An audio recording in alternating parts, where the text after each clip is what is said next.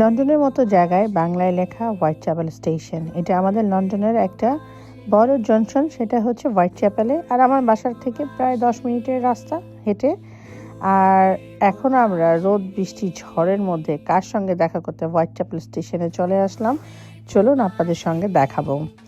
তো বেসিক্যালি আজকে আসার কথা ছিল মারজানের আমার বাসাতে। তো সামহাও কোনো রিজনে মারজানের একটা কাজ পড়ে গিয়েছিল, সেজন্য সে আসতে পারবে না। তাই তার সঙ্গে দেখা করার জন্য আমরা হোয়াইট চ্যাপেলে চলে আসছি। আদ্রিয়া তো তার জন্য খুবই এক্সাইটেড, সে কখন আসবে তার খালামণি তার সঙ্গে সে দেখা করবে। আর আমরা ওয়েট করছিলাম মারজানের জন্য। তো ওয়েট করতে করতে সে চলে আসছে।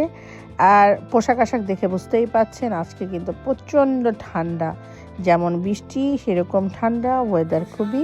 আর এই যে তাদের দুইজনের মিলন মেলা হয়ে গেল, তারা দুইজন মিলে একসঙ্গে একদম জড়াজড়ি ধরে, তাদের সেই কি ভালোবাসা।